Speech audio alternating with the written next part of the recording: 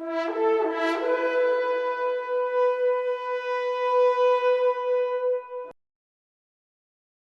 Students, Tijare classes में आपका स्वागत है।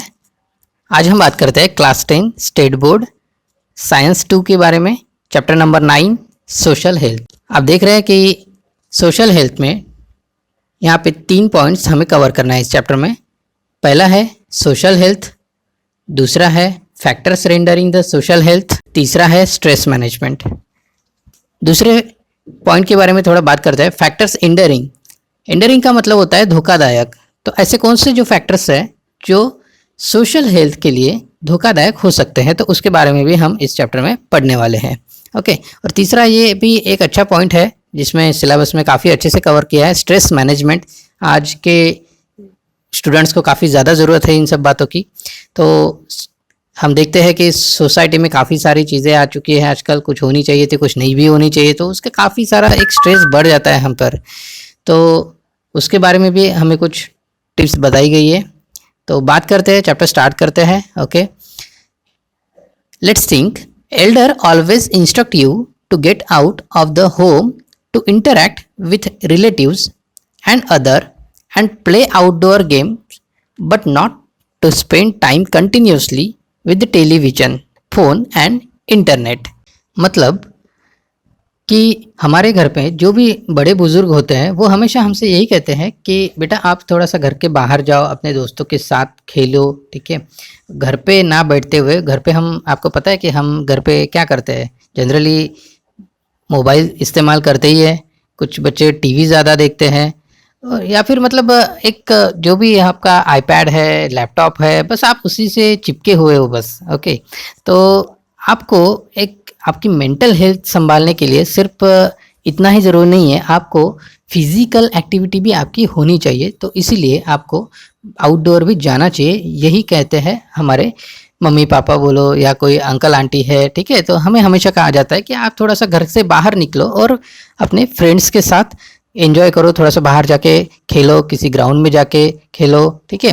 तो ये सब इस तरह से होना चाहिए, ठीक है। तो हर घर की यही शिकायतें हैं। देखिए आपको यहाँ पे दिखाया है कि हम लोग हमेशा टेलीविज़न, फ़ोन और इंटरनेट से ही कनेक्ट होते हैं। ओके, हम हमारे दोस्तों से काफ़ी कम कनेक्ट है फिज़िकली, बस सिर्फ फ़ोन में और इन टेलीविज़न पे ही ज़्यादा कनेक्ट है। ओके, तो उसके आगे देखते हैं और भी कुछ है। Why the children of your age are instructed same in the each home. मतलब कि हर घर में हर बच्चे के लिए मोस्टली यही चीज़ें क्यों कही जाती है हर बच्चे के लिए, ठीक है। अब हर बच्चा तो अलग अलग है, हर का अपना उसका स्वभाव भी अलग अलग है, लेकिन ज़्यादातर घर में ऐसा ही होता है कि हर बच्चे को यही कहना पड़ता है कि बेटा आप घर के बाहर जाके भी थोड़ा सा खेलो। Okay, our life style has been change to some extent in this age of technology. Each person is busy with own daily routine work and favourite job only. मतलब हमारी जो लाइफस्टाइल है वो आज की तारीख में सिर्फ टेक्नोलॉजी के दुनिया में काफ़ी सारी एंगेज हो चुकी है। ओके, और हर एक जो पर्सन है वो अपने आप में ही बिजी हो चुका है, ठीक है। मतलब हर एक की एक जॉब है, मतलब आपके मम्मी पापा कोई जॉब करते होंगे, ठीक है। आपका खुद का भी एक जॉब है, आप बोलेंगे सर मेरा तो कोई जॉब है नहीं, लेकिन जो आप स्कूल में जाते हैं रूटीनली, आप कोई क्लासेस में जाते होंगे, ठीक है। तो ये भी एक रूटीन सा जॉब ही होता है, ठीक है। तो आपको वो चीज़ डेली करनी है, उसी चीज़ को हम एक काम टास्क है वो आपके लिए, तो उसी को हम जॉब कहते हैं, ठीक है। तो आपका भी वो एक जॉब है, आप वो बस डेली फॉलो करते हैं। स्कूल में जाना है, वहाँ पे 6 घंटा 8 घंटा देना है आपको, फिर से वापस आना है, इतना आप स्ट्रगल करके आते हो, तो that is also your job. How much it is scientifically correct. तो ये सब जो चीज़ें हैं जो आज की तारीख में हो रही है वो साइंटिफिकली कितनी करेक्ट है, ये हमसे पूछा गया है। क्या हमें सही में इस तरीके का इतना ज़्यादा एंगेज होना चाहिए था लाइफ में हमारी, ठीक है। तो आगे देखते हैं। Earlier we have studied the importance of a physical health, cleanliness and studying healthy. मतलब जो पहले पहले शुरुआत के जो चैप्टर्स थे उसमें हमने ऑलरेडी ये देख चुके हैं कि फिजिकल हेल्थ हमारे लिए कितनी इम्पॉर्टेंट है। उसके बाद क्लीनलीनेस, मतलब हमें अच्छे से रहना चाहिए, क्लीन रहना चाहिए, ठीक है। हमारे घर भी साफ़ सुथरा रहना चाहिए, ओके। और हेल्दी रहना चाहिए, ठीक है। स्टेइंग हेल्दी मतलब हेल्दी रहना चाहिए हमने फिजिकली भी और मेंटली भी, ठीक है। तो ये हम चीज़ें ऑलरेडी पहले चैप्टर में पढ़ चुके हैं। However the concept of health does not and with it only. इसका मतलब है कि जो हेल्थ का जो कंसेप्ट है वो सिर्फ इन्हीं 3 चीज़ों पे डिपेंड नहीं है। ओके, कौन सी 3 चीज़ें भाई? तो ये यहाँ पे बताइए। देखिए, फिजिकल हेल्थ, क्लीनलीनेस और स्टेइंग हेल्दी। मतलब आप सिर्फ मस्त फिट है, बॉडी आपकी एकदम फिट है ना, आप 100 डिप्स मार लेते हैं रोज के, ठीक है। क्लीनलीनेस, आपका घर बहुत साफ सुथरा है, आप खुद भी बहुत बढ़िया साबुन लगा के रोज नहाते हो, ओके। और आप हेल्दी भी हो, ठीक है। लेकिन सिर्फ इतना ही काफ़ी नहीं है, ओके। यही कहना है इनको। तो आगे देखते हैं। ट्राई दिस, एक चीज़ दी है आपको ट्राई करने के लिए। Classify your classmates into following groups depending upon the observation for a week. मतलब आपको आप ही के क्लास में जो और भी बच्चे हैं, ठीक है, चाहे वो आपके फ्रेंड्स हो या ना भी हो, लेकिन वो आपके क्लास में है, ठीक है। तो आपको हर एक को थोड़ा सा ऑब्जर्वेशन का टास्क दिया हुआ है, ओके। आपको उनको पूरा 1 हफ्ता ऑब्जर्व करना है। अब उस ऑब्जर्वेशन में आपको क्या क्या देखना है? तो पहली चीज़ आपको देखना है कि उसमें से कौन कितना इंटरैक्टिव है, ओके। तो आपको क्या करना है सिंपली कि 3 चीज़ों में उनका बंटवारा करना है, ओके। मतलब उसको बायफॉरगेट करना है, ओके। मतलब आपके क्लास में जितने भी बच्चे हैं उनको आपको बायफॉरगेट करना है। अब किस बेसिस पे बायफॉरगेट करना है? तो वो लोग कितना इंटरैक्टिव है उस बेस पे आपको उसको बायफॉरगेट करना है।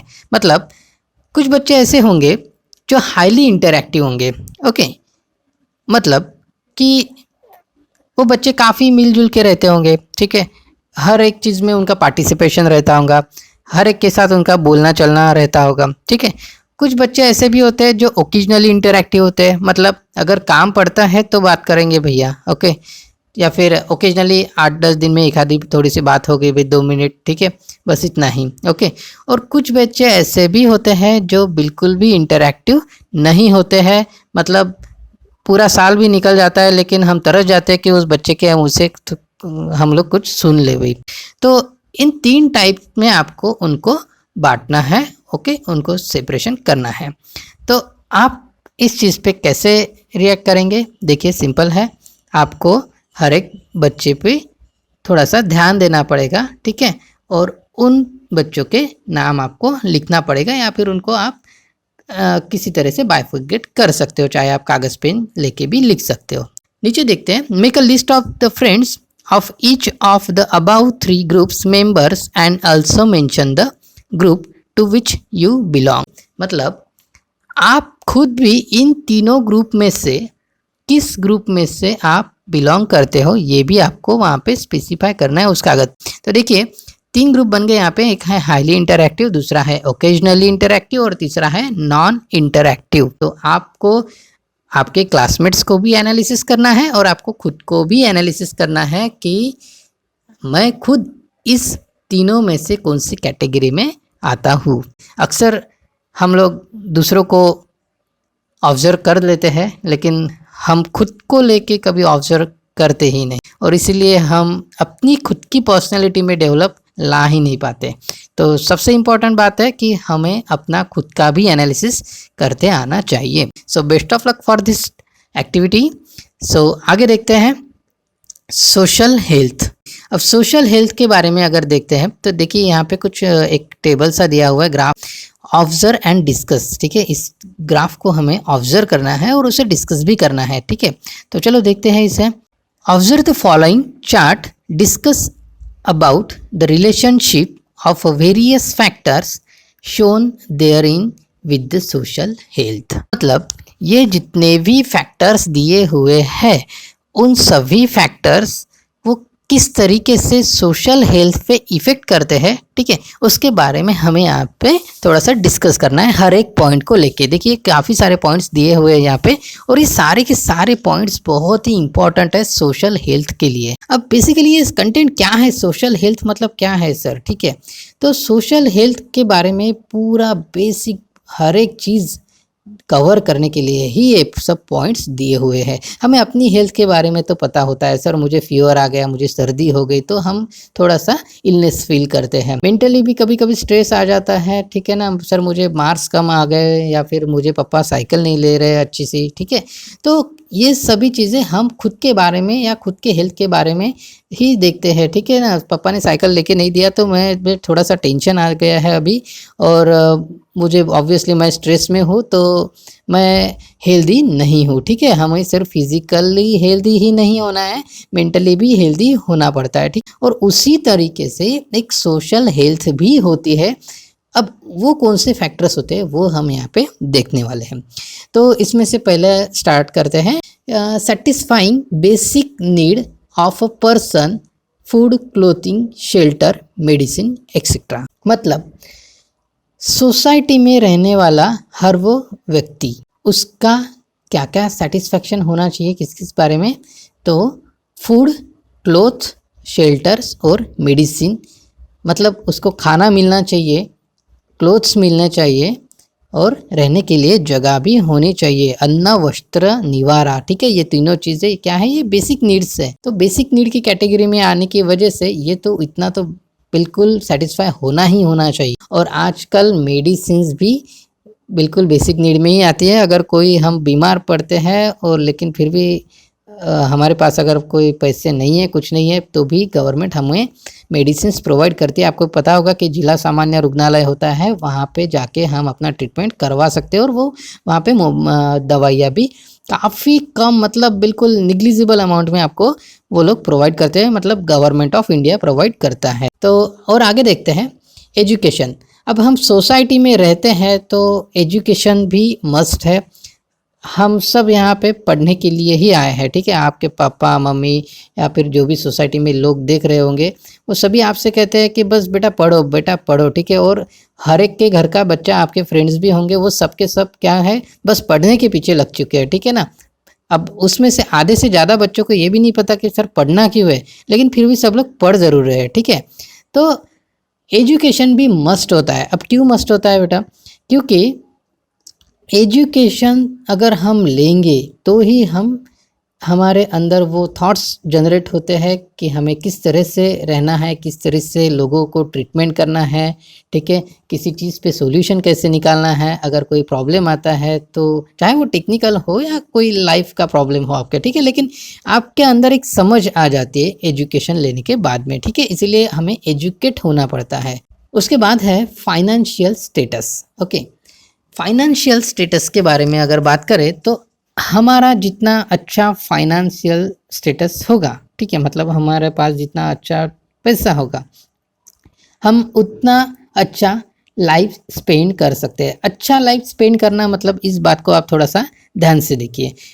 अच्छा लाइफ स्पेंड करना मतलब ऐसा नहीं होता है कि बस सर मुझे पैसा ही कमाना है और उसी बेसिस पे मुझे बहुत सारा लाइफ अच्छा गुजारना है, ठीक है। तो हम लोग कोई भी तरीके से, कोई भी रास्ते से हमारा पैसा बढ़ाने की कोशिश करते हैं, ठीक है। तो ऐसा नहीं होना चाहिए। आपको आपका फाइनेंशियल स्टेटस स्ट्रॉन्ग करना है, लेकिन उसके लिए आपको सही तरीके से ही जाना है, ठीक है। गलत तरीके से नहीं कि मैंने कोई किसी के घर पे चोरी कर लिया, डाका डाल दिया और बहुत सारा पैसा इकट्ठा कर लिया, तो सर मैं अभी अमीर हो चुका हूँ और I having a very good financial status, तो ऐसा हमें नहीं कहना चाहिए। तो आपको आपका एजुकेशन कंप्लीट करना है, उस एजुकेशन के बेसिस पे जो आप काम कर सकते हो या कोई बिजनेस कर सकते हो, ठीक है, और उसमें से जो आप पैसा कमाएंगे, तो उस पैसे को लेके जो आप अपना स्टेटस बनाएंगे, उसे हम बोलेंगे नहीं, that is a good financial status. तो अच्छा अगर एजुकेशन लेंगे आप, ठीक है, तो अच्छे थॉट्स आपके माइंड में जनरेट होंगे, ठीक है, तो आपकी जो सोसाइटी रहेंगी वो भी अच्छे थॉट्स वाली ही रहेंगी, और आपकी सोसाइटी में प्रॉब्लम्स कम रहेंगे, सॉल्यूशन पे बात करने वाले लोग ज़्यादा मिलेंगे आपको, इसलिए लाइफ में भी प्रॉब्लम्स कम आएगी। फाइनेंशियल स्टेटस के बारे में भी देखते हैं। फाइनेंशियल स्टेटस अगर आपका अच्छा है, ठीक है, अगर आपके पास पैसे अच्छे हैं, आपके सैलरी अच्छी है, आपका बिजनेस अच्छा है, तो आपको मेंटल स्ट्रेस नहीं आएगा फाइनेंस का कभी भी। मतलब अच्छा घर रहेगा आपके पास में, अच्छी गाड़ी रहेगी, आप अच्छा टैक्स पेयर आप बनोगे, ठीक है। आप जब भी टैक्स पे करते हो तो आप का पैसा गवर्नमेंट को जाता है, गवर्नमेंट उसी टैक्सेस को इस्तेमाल करके, उसी पैसों के इस्तेमाल करके आपके घर के सामने रोड्स बनाते हैं, नालियाँ बनाते हैं, ओके, फ्लाईओवर्स बनाते हैं, बड़े बड़े एयरपोर्ट्स डेवलप करते हैं, रेलवेज डेवलप करते हैं, ठीक है। तो ये सभी जो इंफ्रास्ट्रक्चर आपके लिए अवेलेबल है वो उसी पैसों से आता है जो आज की तारीख में आपके parents as a tax government को पे करते हैं, ओके, और भविष्य में आपको भी वो करना ही है। आगे देखते हैं गार्डन्स। आपके आजू बाजू में, घर के आजू बाजू में गार्डन्स भी होने चाहिए। उससे क्या होता है, तो आप सुबह शाम थोड़ा सा टहलने के लिए जा सकते हो आधे घंटे के लिए, ओके। आपके जो पेरेंट्स है, कुछ बड़े बुजुर्ग है, ठीक है, वो भी थोड़ा सा गार्डन में जाके घूम सकते हैं, थोड़ा सा गार्डनिंग भी वो एंजॉय कर सकते हैं वहाँ पे, ओके। तो उससे क्या होता है, एक माइंड को एक शांति मिलती है, ठीक है। तो आपकी मेंटल हेल्थ भी बहुत अच्छी रहेगी उससे। उसके बाद देखते हैं social and physical conditions of the surrounding. मतलब जो भी आपके सोसाइटी है उसकी सोशल और फिजिकल कंडीशंस भी कैसी है। मतलब अब फिजिकल कंडीशंस के बारे में पहले बात कर लेते हैं कि जैसे रोड्स है, ठीक है, तो बहुत ज़्यादा गंदे रोड्स है, ठीक है, या फिर ख़राब है, ओके। सोसाइटी के लोग भी मतलब थोड़े से पुअर क्लास से आते हैं, या फिर हम कह सकते हैं कि काफ़ी सारे मतलब थोड़े से क्रिमिनल टाइप्स के लोग हैं जो मतलब हाईली मतलब गुस्सा ज़्यादा उनको आता है, ठीक है, या फिर अच्छे से बात नहीं करते, झगड़ालू लोग कुछ ज़्यादा है, ठीक है, बहुत ज़्यादा आवाज़ कर कर के बात करते हैं, चिल्ला देते हैं, अचानक से झगड़े होते हैं उनके हर रोज़ किसी के साथ में। तो ये सारी चीज़ें इसमें कवर होती है, ठीक है, कि आपके घर के आजू बाजू में क्या ऐसे लोग हैं, ठीक है, या अच्छे भी लोग हैं जो बहुत शांतिपूर्वक ज़िंदगी जीते हैं, ठीक है, और आपको भी कभी मतलब मिलते हैं तो प्यार से बात करते हैं, ठीक है, हेलो हाउ आर यू, ठीक है, मतलब आपका थोड़ा सा हालचाल भी पूछ लेते हैं, ठीक है। तो इन सब चीज़ों का सोशल हेल्थ पे काफ़ी सारा इम्पैक्ट पड़ता है। नेक्स्ट है social environment of the surrounding. अब ये भी चीज़ काफ़ी सारी सिमिलर ही है इसी चीज़ से, ठीक है। सोशल एनवायरनमेंट मतलब यही सारी चीज़ें उसमें कवर हो जाती हैं। उसके बाद देखते हैं रेसिडेंशियल एरिया की, आप जिस एरिया में रहते हो, ठीक है, वो रेसिडेंशियल एरिया किस टाइप का है। अभी आप जो भी सिटी में रहते हो, ठीक है, तो आपको पता ही है कि हमारे हर शहर में कोई ऐसा भी एरिया होता है जो बहुत ही मतलब क्लास माना जाता है। हाँ भाई, वहाँ पे लोग बहुत ही स्टैंडर्ड है, बहुत अच्छे लोग हैं, बहुत पैसा है उन लोगों के पास और उनका एक अलग ही लॉबी है, ठीक है। और कुछ ऐसे भी होते हैं कि जो मतलब मिडिल क्लास की लाइफ एक एंजॉय करते हैं, ठीक है, उनका एवरेज होता है लाइफस्टाइल, ठीक है। और कुछ ऐसे भी होते हैं कि जो मतलब स्लम एरिया से बिलोंग करते हैं। तो ऐसा नहीं है कि स्लम एरिया के लोग बहुत ही बुरे हैं और क्लास जो हाईली क्लास हम कहते हैं कि वो बहुत ही अच्छे हैं।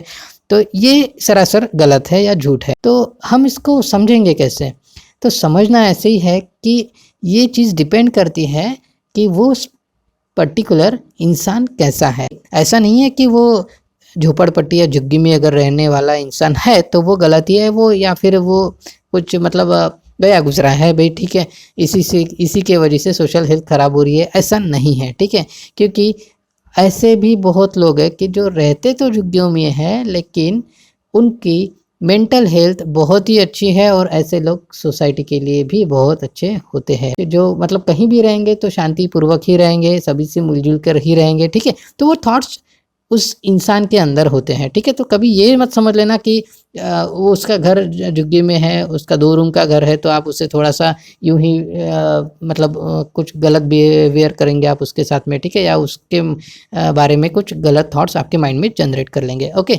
तो ऐसा भी नहीं है, और ऐसा भी नहीं है कि आपके क्लासी एरिया में रहने वाला हर इंसान बहुत ही अच्छा है। सपोज कोई बहुत ही अच्छा क्रीम एरिया है लेकिन वहाँ के लोग बहुत ही झगड़ालू है यार, ठीक है, जब भी जाएंगे अगर थोड़ा सा भी कुछ बात कर लेंगे तो उल्टी जवाब दे देंगे, ठीक। ऐसे लोगों को हम बहुत अच्छा इंसान नहीं कहेंगे, ठीक है। तो आपके जो आजू बाजू का रेसिडेंशियल एरिया होता है वो किस टाइप के लोग उसमें रहते हैं, वो कैसे बिहेव करते हैं, बस उन्हीं चीज़ के बारे में हम यहाँ पे बात कर सकते हैं, ठीक है। आगे देखते हैं वाटर, मतलब पानी होना चाहिए आपके एरिया में, क्या आपके एरिया में रोज नल आते हैं? नल आना चाहिए। अगर नहीं है तो आपका जो कॉरपोरेशन है उन्होंने कुछ वैसा बंदोबस्त करना चाहिए, और अगर वो भी नहीं है तो कोई ट्यूबवेल होना चाहिए, कुआं होना चाहिए जहाँ से पानी अवेलेबल हो सके। अब जनरली जो सिटीज़ होती है, अर्बन सिटी या मेट्रो सिटी, उनके घर में तो पानी आ ही जाता है, नल होता है नगर पालिका का या महानगर पालिका। ओके, तो लेकिन कुछ कुछ आज भी ऐसे जगह है जहाँ पर ग्राम पंचायत के अंडर में आते हैं वो गांव। ओके, उन गांवों में आज भी पानी नहीं आता है, और अगर आता भी है तो 8-10 दिन के बाद आता है। तो पानी एक हमारी ज़िंदगी के लिए बहुत ही बेसिक सी चीज़ हो चुकी है, जो हमें रोज़ बिल्कुल उठते बैठते दिन रात चाहिए चाहिए। अगर वो अवेलेबल नहीं है या फिर वो अगर प्योर नहीं है तो बहुत ही ज़्यादा हमारे लाइफ को प्रॉब्लम हो सकते हैं। तो आप बोलेंगे सर मुझे पानी अगर नहीं मिलता है तो मेरी लाइफ को क्या प्रॉब्लम हो सकते हैं, और ये बात सोशल हेल्थ को कैसे इम्पैक्ट करती है। तो देखिए सिंपल सी बात है, अगर आपको पानी नहीं मिलता है इनकेस, तो आपको आपके 4 काम छोड़ के सबसे पहले पानी के पीछे लगना पड़ेगा। ओके, मतलब उस चीज़ के लिए आपको ज़्यादा एक्स्ट्रा टाइम देना पड़ेगा ताकि आप पानी को घर तक ला सको या सेव कर सको, और उसको बहुत ही बचा बचा के इस्तेमाल करना पड़ेगा। ठीक है, पानी तो बचा बचा के ही इस्तेमाल करना चाहिए। ऐसा भी नहीं है कि अगर है अपने पास तो बहुत ही वेस्ट कर लेना चाहिए, ऐसा नहीं है। लेकिन और अगर दूसरी कंडीशन के बारे में बात करते हैं कि अगर पानी आ भी रहा है और लेकिन अगर वो प्योर नहीं है, ठीक है, तो आपको बीमारियां हो सकती है। अब बीमारियां मतलब देखिए आधे से ज़्यादा बीमारियां जो है वो पानी से ही होती है आज की तारीख में। तो पानी हमें अच्छा ही मिलना चाहिए, और इसी वजह से काफ़ी सारी कंपनियां जो है वो आजकल प्यूरीफाई पानी बॉटल्स में बेच रहे हैं, आप भी जानते हैं। ठीक है, काफ़ी सारे ब्रांड्स है, तो वो पानी होता है प्योर, नो डाउट। लेकिन अब 20 रुपए की बॉटल दिन रात तो हम पी नहीं सकेंगे, इतने पैसे तो है नहीं अपने पास में। तो वो ओकेजनली ठीक है, लेकिन अगर रोज रोज पानी पीना है सुबह शाम, तो हमें पानी जो लगेगा वो अच्छा ही लगेगा। बॉटल भर पानी में हमारा काम भी नहीं होगा। हमारे घर तक नल आना चाहिए या ट्यूबवेल होना चाहिए जिसमें से अच्छा साफ सुथरा पानी मिले हमको। उसके बाद देखते हैं टॉयलेट्स।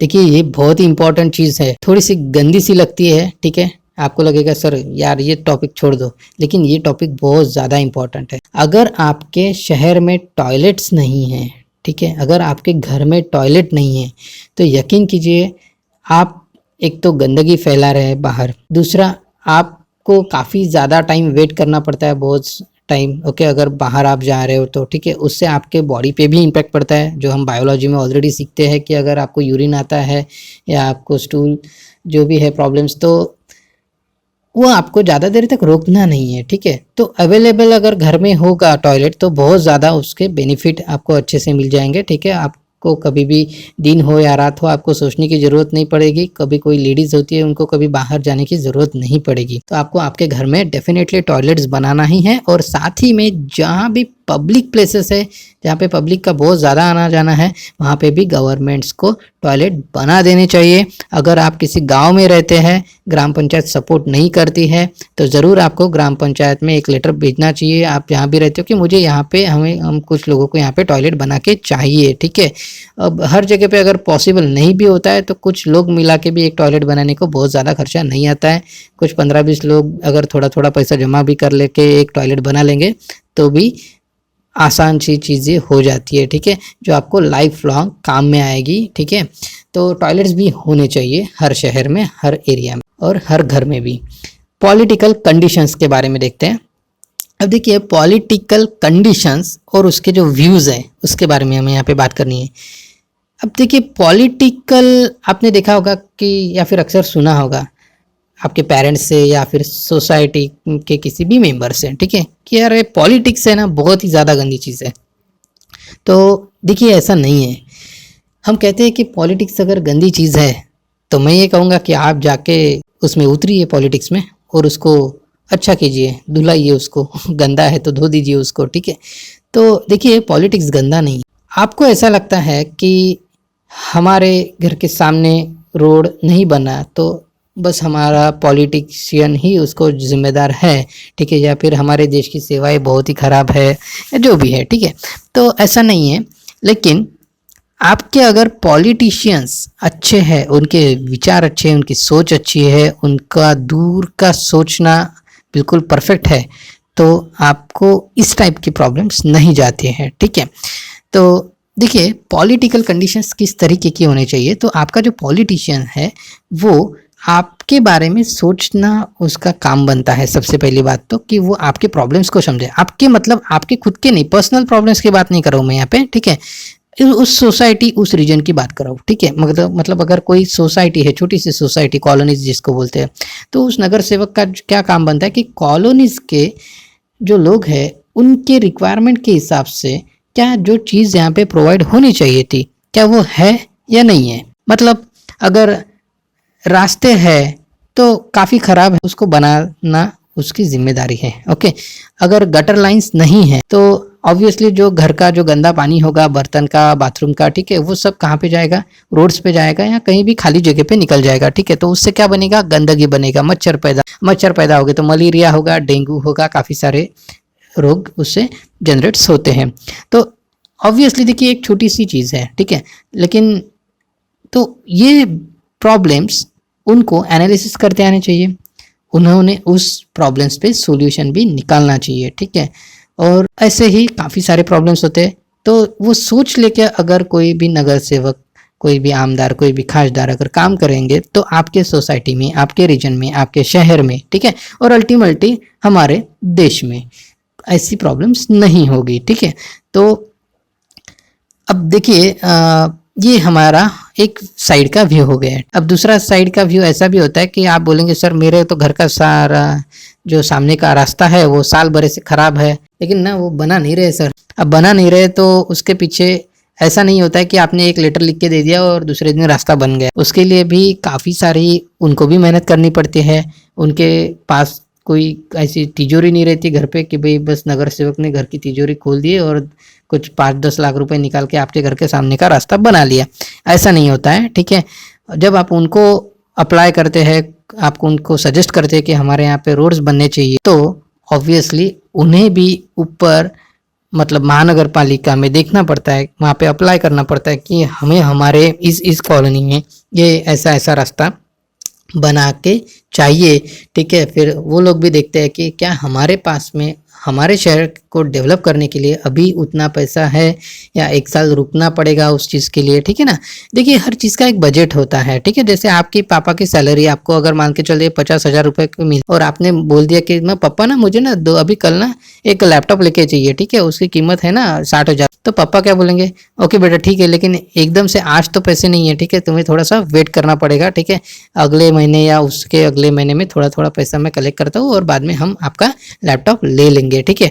तो उसी तरीके से कोई भी जगह का फाइनेंशियल मैनेजमेंट चलता है, ठीक है। मतलब आपका अगर नगर परिषद होगा, महानगर पालिका होगा, तो उन्हें भी देखना पड़ता है कि उनको तिजोरी में फंड्स कितने अवेलेबल है और क्या वो जो रास्ते की बात आप कर रहे हैं कि वो इतना ज़्यादा इम्पोर्टेंट है कि उसे अभी तुरंत बनाना। क्योंकि अगर उस रास्ते से मान के चलिए कि मैं बोलता हूँ कि सिर्फ 10 या 15 लोग या 50 लोग अगर जाते हैं रोज के, ठीक है, तो इतनी प्रायोरिटी पे उसको बनाना ज़रूरी है, या कोई दूसरा भी काम है जहाँ पे रोज के 5,000 लोग जाते हैं तो उसको वहाँ पहले बनाना है। तो ऑब्वियसली जहाँ से 5,000 लोग जाते होंगे उसको वहाँ से पहले बनाना पड़ेगा हमें। तो इस तरीके से पॉलिटिकल कंडीशंस अगर अच्छी होगी तो सोसाइटी भी अच्छी बनती जाएगी। अगर पॉलिटिकल कंडीशंस गलत है, मतलब अगर आपके पॉलिटिशियन सिर्फ खुद के बारे में ही सोचते हैं और खुद के कमाई भी देखते हैं उसके अंदर, मतलब कोई अगर कॉन्ट्रैक्ट दिया, मान के चलो आपके सोसाइटी में कोई पानी की टंकी बनानी है, ठीक है, उसका भाई चलो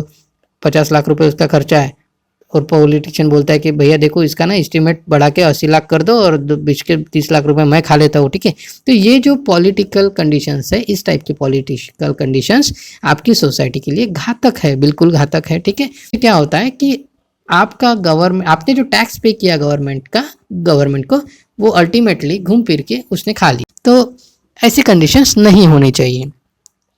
तो एक पॉलिटिकल कंडीशंस भी अच्छी होनी चाहिए और ये भी इफेक्ट पड़ता है सोशल हेल्थ पे। आगे देखते हैं प्लेग्राउंड्स के बारे में। प्लेग्राउंड्स हमारे सोसाइटी में होने चाहिए। अब प्लेग्राउंड्स होने के बाद मतलब क्यों ज़रूरी है भाई प्लेग्राउंड्स, ठीक है।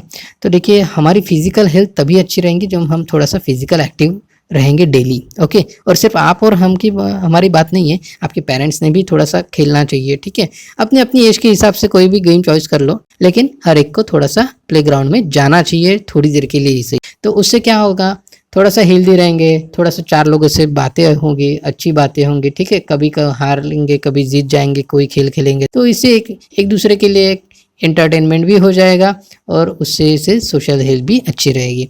दूसरा है सोशल ट्रीटमेंट। सोशल ट्रीटमेंट क्या होता है कि हमारे सोसाइटी में या हमारे रीजन में, सिटी में, शहर में, गांव में, जहाँ भी हो आप, तो हमारे निचली मतलब चाहे वो गरीब हो, ठीक है, हम गरीबों के साथ में कैसे व्यवहार करते हैं, ठीक है, उनके साथ कैसे बातचीत करते हैं, या फिर बहुत ही उन्हें हम लोग मतलब गया गुजरा समझ लेते हैं। ठीक है, तो क्या हम ऐसा समझते हैं क्या? अब देखिए, हम भी तो गरीब हो सकते हैं ना। ठीक है, तो क्या हमें अच्छा लगेगा कि कोई हमें बहुत ही गलत ट्रीटमेंट दे रहा है क्योंकि हमारे पास में फाइनेंस की कमतरता है इसलिए? ठीक है, तो अमीर गरीबों में फ़र्क नहीं होना चाहिए। दूसरी चीज़ कि ऊंची जाति वाले लोग छोटी जाति वाले लोगों को गलत समझ लेते हैं या फिर उनके साथ में अच्छे से ट्रीट नहीं करते। अब देखिए, ऐसा अब तो रहा नहीं है क्योंकि अभी काफ़ी सारे लोग मतलब एजुकेटेड हो चुके हैं, तो इन सब बातों का अभी बहुत ज़्यादा इम्पैक्ट नहीं है। लेकिन फिर भी कहीं कहीं कुछ कुछ रीजन में कुछ लोग आज भी ये सब चीज़ों को फील करते हैं और थोड़ा सा निचली जाति वालों को से ट्रीट करते हैं। ठीक है, उनके साथ में गैर व्यवहार किया जाता है, उन्हें प्रॉपर इज्जत सम्मान नहीं दिया जाता। तो ये भी एक फैक्टर काफ़ी ज़्यादा अफेक्ट कर जाता है सोशल हेल्थ को। अब हमने थोड़ी देर पहले देखा था कि पॉलिटिकल कंडीशंस के बारे में, तो ये पॉलिटिकल कंडीशंस के बारे में एक पॉइंट और बोलना चाहूँगा कि जब भी कोई इलेक्शंस होते हैं, ठीक है, तो हमने देखा है कि अभी हमारे महाराष्ट्र में तो ऐसा बहुत ही कम जगह पे होता होगा शायद से ही, लेकिन काफ़ी सारे रीजन्स ऐसे हैं इंडिया में जहाँ पे आज भी कुछ ऐसी प्रॉब्लम्स होती है कि जब इलेक्शंस आते हैं तो वोट मिलने के लिए, मतलब लोगों से वोट, हमने देखा है कि वोट मांगने के लिए जाते हैं लोग। ठीक है, तो वो लोगों से वोट मिलने के लिए वो लोग हाथ नहीं जोड़ते, ओके, धमकियाँ देते हैं या फिर पैसे बांटते हैं। ठीक है, तो कुछ इस तरीके पे भी प्रॉब्लम्स होते हैं। ओके, अगर तुम मुझे वोट नहीं दोगे तो मैं तुम्हारा हाँ हाँ हाँ ऐसा ऐसा कर दूंगा। तो ये इस टाइप की धमकियाँ भी मिलती है। ओके, भारत के कुछ कुछ रीजन्स ऐसे हैं जहाँ पे इस टाइप के प्रॉब्लम्स है, तो इस टाइप के प्रॉब्लम नहीं होने चाहिए। हमारी पॉलिटिकल कंडीशंस अच्छी होनी चाहिए। आगे देखते हैं, हमारा सोशल सेफ्टी पॉइंट हो चुका है, उसके ऊपर का देखते हैं, ट्रांसपोर्ट फैसिलिटीज़। अब देखिए, हमारी जो कंट्री होती है, ठीक है, हमारी मतलब सिर्फ हमारी नहीं, कोई भी कंट्री हो, ठीक है, कोई भी कंट्री का जो ट्रांसपोर्ट सिस्टम होता है उसको नस बोलते हैं, मतलब वेंस। ओके, जैसे हमारी बॉडी में वेंस होती है और वेंस में ब्लड सही से जाना आना करे, ठीक है, तो ही हम हमारी बॉडी को अच्छा रख सकते हैं। और ठीक उसी तरह से कैसे ट्रांसपोर्ट फैसिलिटीज़ भी अगर हमारे यहाँ पे अच्छे है तो हमारा काफ़ी सारा टाइम बच जाएगा और उसका इफ़ेक्ट हमारे डेवलपमेंट पे ही होगा। अब देखिए कैसे ट्रांसपोर्ट फैसिलिटीज़, देखिए हमारा मान के चलो कोई रीजन है जहाँ पे काफ़ी सारा प्रोडक्शन होता है और उसे अगर हमारे गांव तक या शहर तक पहुँचाना है उस प्रोडक्शन को, ठीक है, तो हमारे पास में क्या होना चाहिए, अच्छे रोड्स होने चाहिए। ठीक है, रोड्स अच्छे होने चाहिए, हाईवेज होने चाहिए और रेलवे फैसिलिटी होनी चाहिए। एयरपोर्ट है तो काफ़ी अच्छा है। ओके, अब हर रीजन में, हर शहर में एयरपोर्ट बनाना पॉसिबल तो होगा नहीं, धीरे धीरे बढ़ाया जाता है। कहाँ पे बनाना है ये सब चीज़ें डिपेंड करती है कि उस शहर के लोग, पॉपुलेशन कितना है, फाइनेंशियल एबिलिटी कितनी है, उस शहर में बिजनेस कितने हैं। एयरपोर्ट्स तो उसके ऊपर डिपेंड करते हैं। हाईवेज बनते हैं, आज भी काफ़ी सारे हाईवेज के डेवलपमेंट्स हो रहे हैं हमारे इंडिया में। ट्रांसपोर्ट फैसिलिटी जितनी ज़्यादा अच्छी रहेगी उतना ज़्यादा हमारा टाइम का बचत होगा। एक एग्जांपल देता हूँ, जैसे अभी अगर मान के चलते नागपुर से लेके मुंबई तक जाने के लिए हम अगर काउंटिंग करें टाइम को, मान के चलो आप किसी बस से जा रहे हैं, ठीक है, तो आपको ऑन एन एवरेज 16 घंटे लग जाते हैं, 16 से 17 घंटे पकड़ के चलिए। ओके, और ट्रक को ऑब्वियसली और ज़्यादा लगेंगे क्योंकि ट्रक तो बस से थोड़ा सा और भी स्लो हो जाता है। तो 16-17 घंटे बस को लग रहे हैं, ठीक है, तो ऑब्वियसली जो इंसान नागपुर से निकला उसको मान के चलो कोई काम है, जब भी जिस टाइम को उसको काम है उससे उसको कम से कम 20 घंटे पहले निकलना पड़ेगा। ऐसे हर इंसान मतलब अगर लाखों 1 लाख लोग अगर रोज के जा रहे होंगे नागपुर से मुंबई, तो हर एक का 4-4 घंटा क्या हो रहा है, 10-10 घंटा वेस्ट हो रहा है, मतलब जाना में सिर्फ। ठीक है, तो हमें उस टाइम फैक्टर को मेजर करना पड़ेगा। और इसीलिए अभी हाल ही में महाराष्ट्र गवर्नमेंट ने एक हाईवे लॉन्च किया है जिसका नाम है समृद्धि हाईवे। ये जाता है नागपुर से लेके मुंबई तक, औरंगाबाद वगैरह काफ़ी सारे उसमें मेजर मेजर सिटीज़ कवर किया है। ओके, और सिर्फ 8 घंटे में आप नागपुर से मुंबई पहुंच सकते हैं अगर आप जब वो रास्ता बन जाए। तो ट्रांसपोर्ट फैसिलिटी इतने ज़्यादा मायने रखती है कि जहाँ पे 16 घंटे लगने वाले थे, अभी वहाँ पे 8 से 10 घंटे में आप पहुँच जाएंगे। तो रोड्स अगर अच्छे हैं तो आप पहुँच पाएंगे, या फिर रोड्स में अगर गड्ढे है, छोटा सा रोड है, दोनों तरफ से जाना आना चालू है और आपको गाड़ी चलाने के लिए ज़्यादा जगह भी नहीं है, तो ऑब्वियसली आपको रोड्स पे टाइम लगना है। अगर आपका ट्रांसपोर्ट सिस्टम अच्छा होगा तो आपके पास हर वो चीज़ टाइम पीरियड में पहुंच जाएगी, जैसे अनाज है या कोई मशीन्स है, कोई फर्नीचर्स है, जो भी हमें लिविंग थिंग्स है। ठीक है, मतलब जो भी चीज़ें हमें ज़िंदगी के लिए लगती है वो सारी चीज़ें हम तक जल्दी से पहुंच पाएगी।